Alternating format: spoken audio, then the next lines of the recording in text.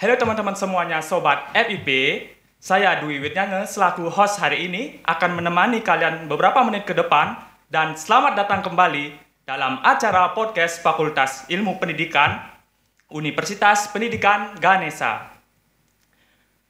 Pada segmen kali ini kita sudah kedatangan tamu spesial, yaitu mantan Ketua HMJ Ilmu Pendidikan Psikologi dan Bimbingan masa bakti 2019-2020 yang memiliki karakter kepemimpinan, beberapa kali mendapatkan IPK sempurna, dan bahkan sudah beberapa kali juga menjuarai perlombaan pada kancah nasional. Ialah Ikadek Dwi Indra Setiawan. Selamat datang kakak. Nggih. Dan bagaimana kabarnya hari ini kakak? Baik-baik aja. Untuk kesibukannya akhir-akhir ini, apa saja nih kak?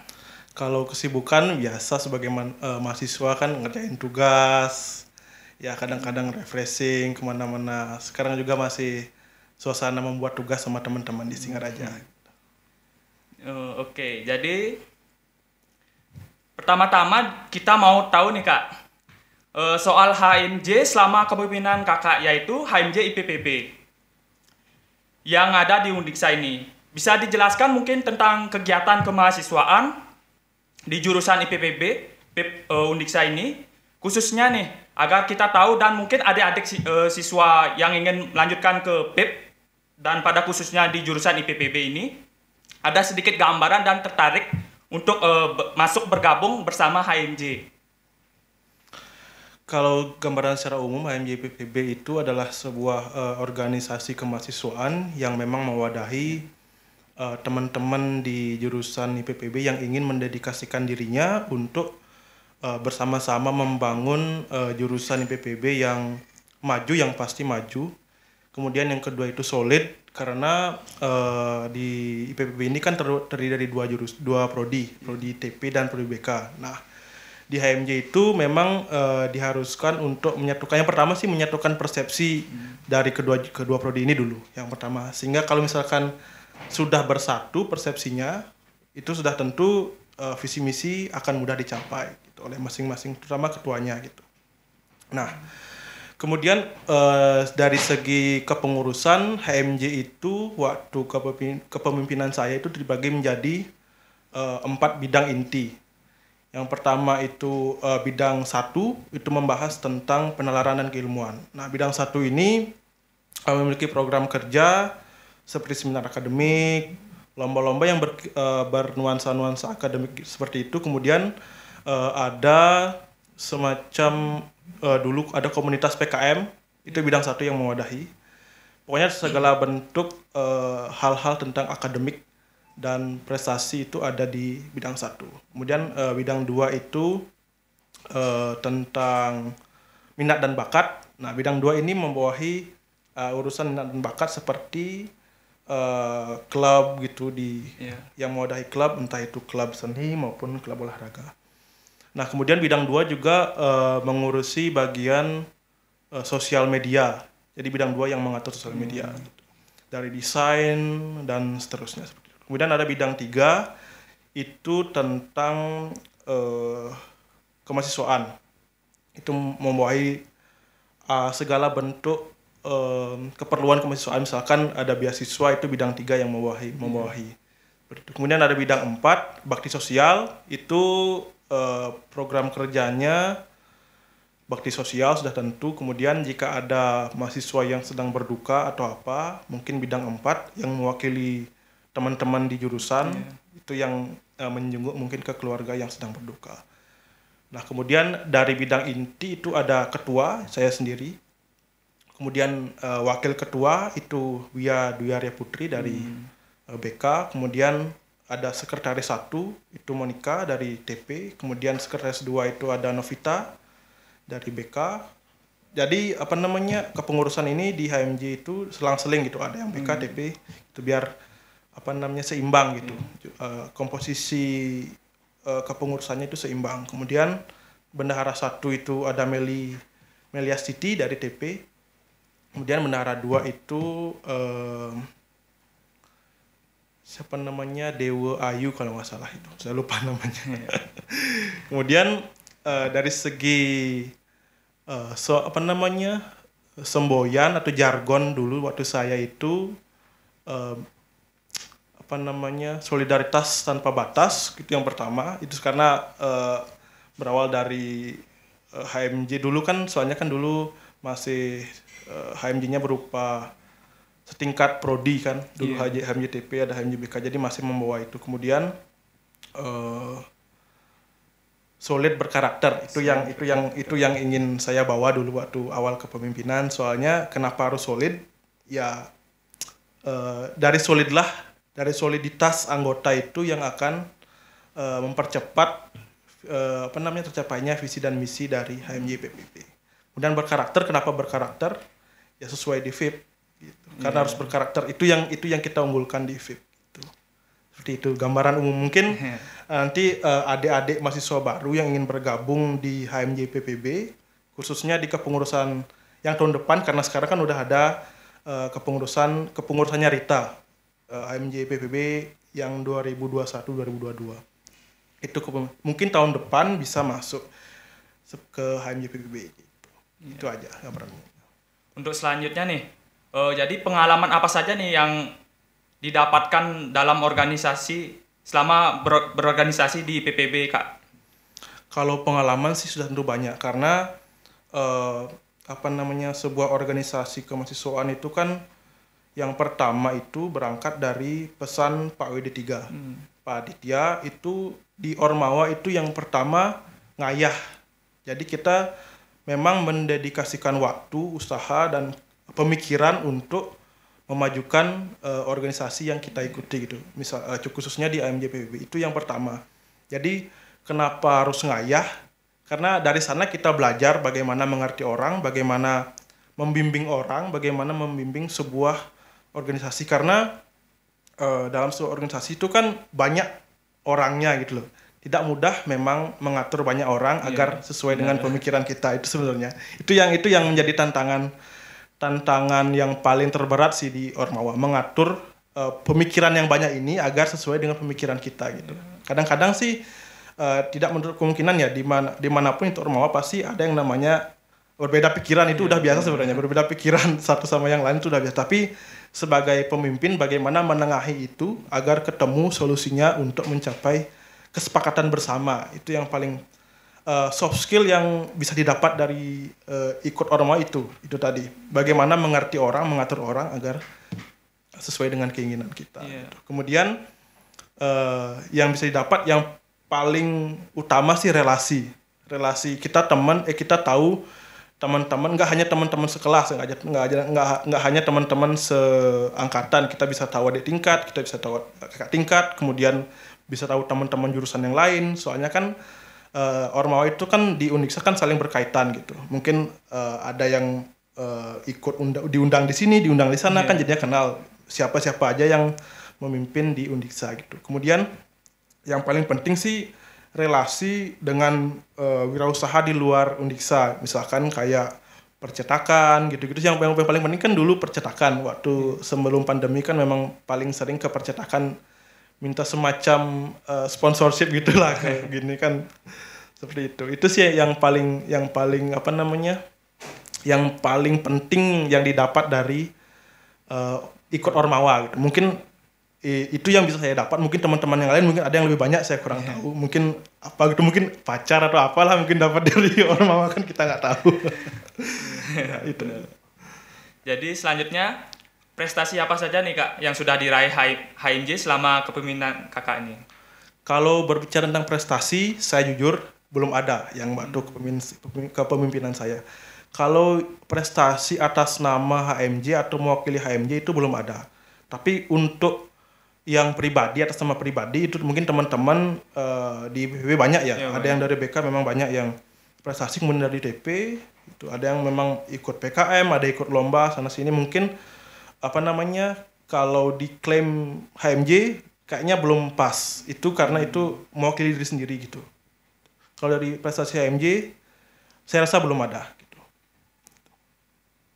Untuk selanjutnya nih Kak, ada pertanyaan. Jadi adakah nih program kerja di HMJ yang memiliki kendala atau kesulitan selama kepemimpinan kakak ini, Kak? Iya ya.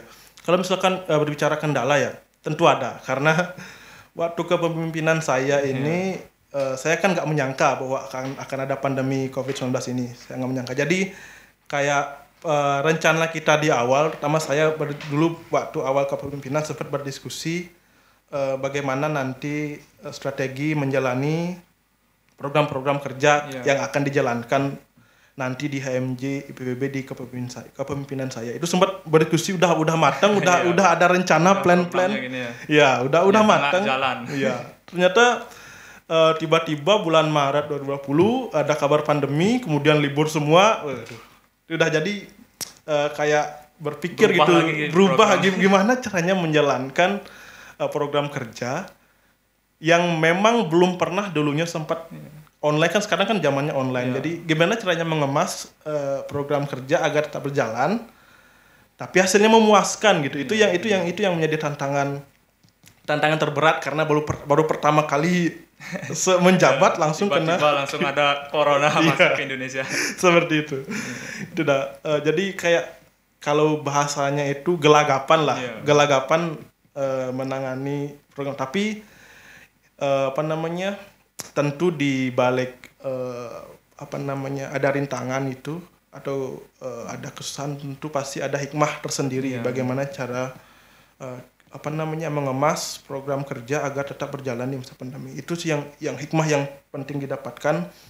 Bagaimana kita bisa memecahkan masalah meskipun terkesan bahwa tidak akan ada celah untuk kita menjalankan, namun kalau kita berdiskusi bersama-sama, mencari jalan keluar bersama-sama dengan teman-teman di HMJ, tentu pasti akan bisa berjalan. Seperti itu. Contohnya dulu itu yang pertama sih program kerja yang dijalankan itu Tirta Yatra ya, yang pertama di HMJ.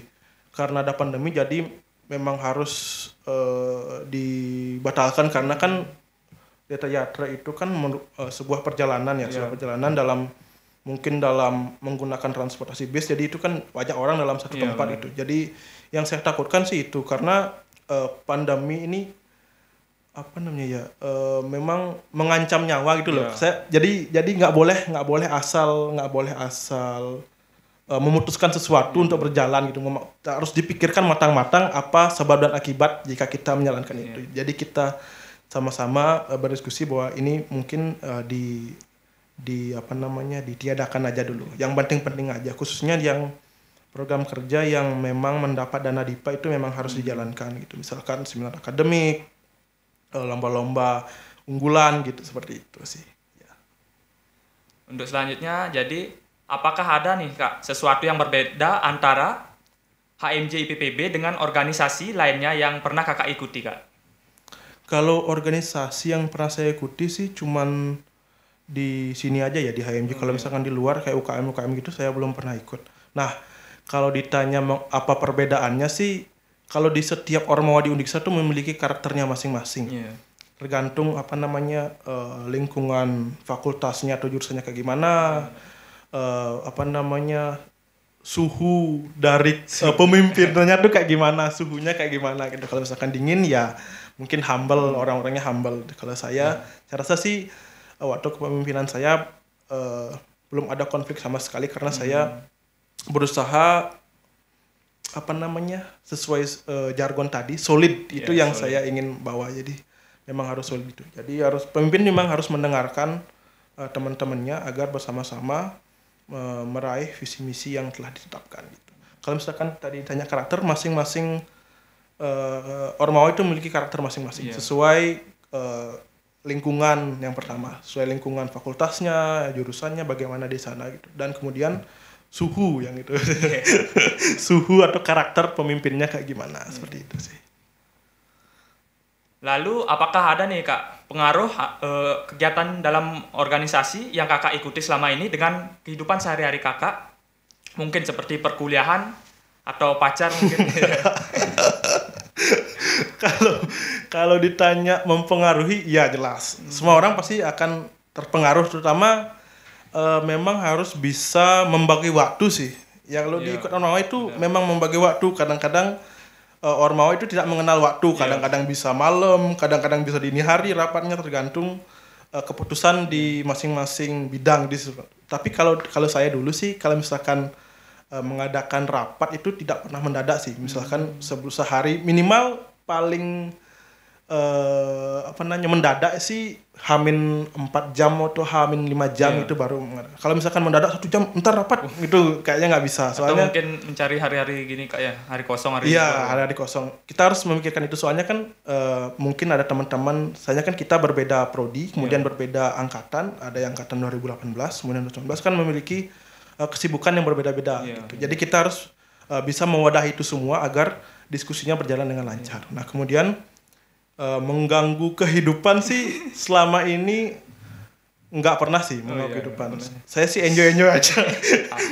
enjoy aja sih menjalani di Ormawa. Kemudian menghabiskan waktu banyak sih iya. Soalnya saya merasakan itu. Dulu sebelum ikut HMJ itu rasanya kos itu tempat tidur pertama, tempat belajar, tempat mandi, makan dan sebagainya. Kalau waktu di HMJ cuman tempat mandi doang. Tidurnya itu pasti di HMJ. Ya, belum lagi mungkin dulu kan sempat ada ikut kegiatan-kegiatan gitu sama teman-teman di prodi, mungkin ada kegiatan sampingan kayak semacam ngedit atau apa gitu, tugas-tugas tambahan yang bisa menambah bekal lah gitu. Jadi di kampus terus nih Kak? Iya, di kampus terus. Itu udah pasti kalau ikut Ormawa itu dulu ya. Kalau sekarang sih karena daring jadi masih bisa di rumah. Kalau dulu siapapun itu di posisi penting pasti di kampus terus. Coba dah gini, kalau teman-teman penonton yang tahu yang terutama di angkatan 2018 atau sebelumnya pasti tahu yang ikut Ormawa itu pasti sering di kampus. Kemudian terkait pacar ya. Ini berat. Tergantung orangnya sih.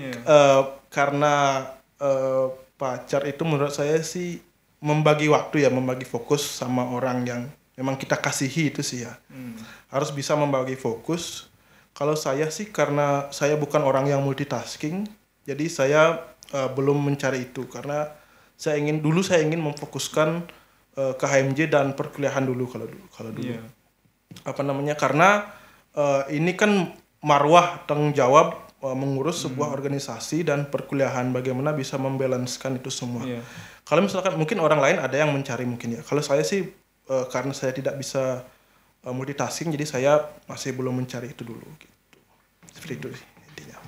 Tapi dengar-dengar nih Kak, selama perkuliahan nyaris semua mata kuliah nih Kakak mendapat nilai sempurna dan bahkan beberapa kali mendapat IPK 4. Jadi bagaimana tuh Kak cara membagi waktu antara belajar dan keorganisasiannya? Kalau membagi waktu sih sebenarnya ini saya dapat di IG sih dulu ya, dari feed IG. Bagaimana mengatur apa yang kita kerjakan dalam waktu sehari. Itu yang paling penting sih menentukan skala prioritas. Yang mana yang memang penting dan harus, mana yang penting tapi tidak harus, mana yang tidak harus itu biasa-biasa aja, mana yang memang kalau dijalankan itu nggak ada efek sama sekali. Itu sih 4 hal yang memang harus dibagi. Itu yang menjadi kunci bagaimana cara membagi waktu antara organisasi dan perkuliahan. Nah, memang kalau saya lihat di teman-teman di jurusan itu memang ada yang aktivis banget, ada yang akademis banget gitu, emang ada kayak gitu. Mungkin sesuai passionnya masing-masing, mungkin dia lebih nyaman di Ormawa, mungkin lebih menekuni Ormawa ketimbang perkuliahan. Mungkin ada yang menekuni perkuliahan tanpa melihat sebenarnya sama-sama penting sih. Tapi akan lebih penting jika kita bisa membagi waktu antara keduanya itu. Itu yang paling penting. Itu yang paling diharapkan dalam perkuliahan gitu. Jadi tapi sulit untuk dijalankan. Ya, itu sih ya tantangan utamanya. Memang sulit mengatur organisasi dan akademik itu. Tapi kalau misalkan berbicara akademik aja, itu yang kita dapat cuman ilmunya aja gitu, aja. Tapi secara perkuliahan itu tidak hanya akademik aja sebenarnya. Ada penambahan soft skill dengan mengikuti ormawa seperti itu gitu. Itu sih. Kalau misalkan berbicara ormawa aja atau organisasi aja, ya kita salah juga menyepelekan apa yang kita cari di kampus ini sebenarnya kan gitu. Jadi yang paling penting sih bagaimana mengatur diri agar bisa keduanya ini gitu. Meskipun sulit, tapi kalau kita menentukan prinsip yang tadi, skala prioritas tadi, tentu saya yakin pasti bisa seperti itu.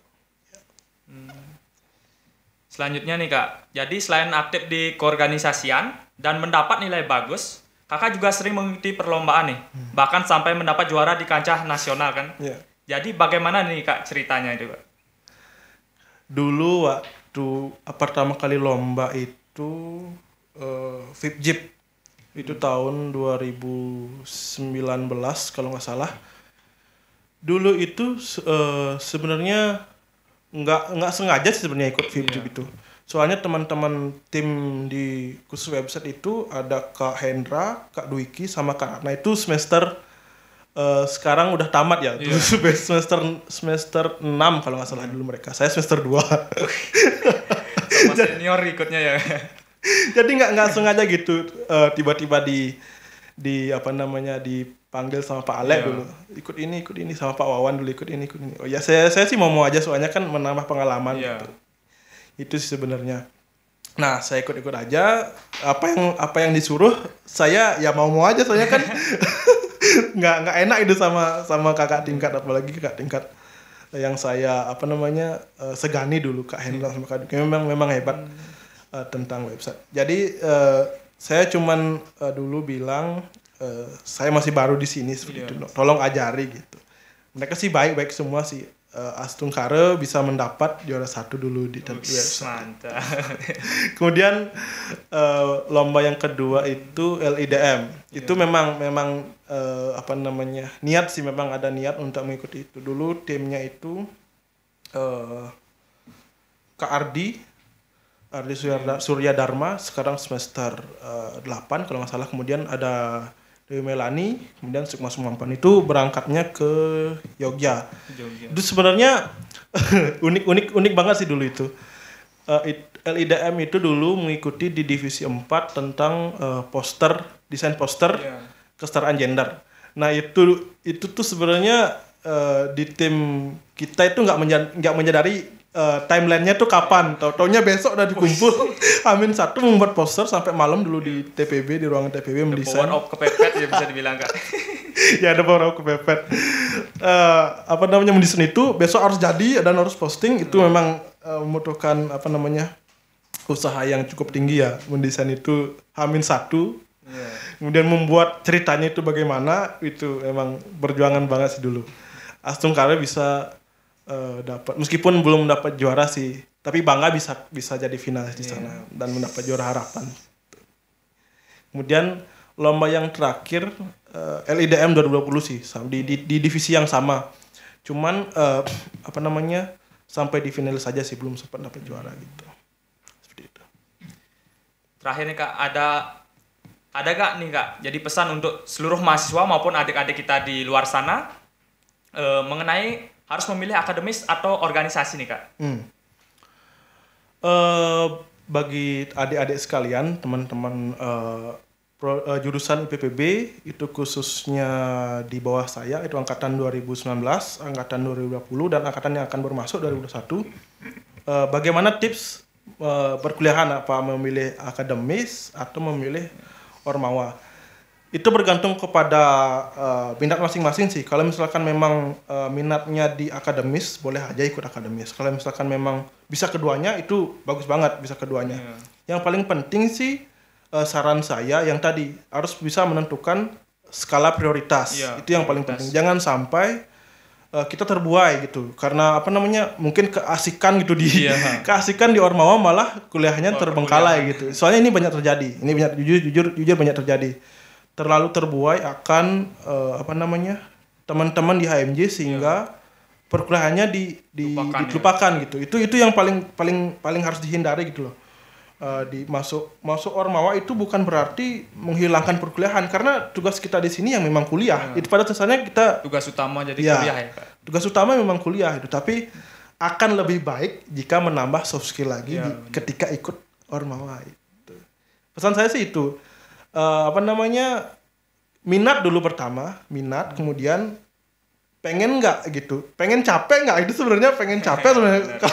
Karena tidak dibayar. Ya, ngayah yang seperti yang saya sampaikan di awal, ngayah itu. Kalau bahasa Balinya ngayah kayak berkorban waktu, berkorban usaha, berkorban tenaga, pikiran juga.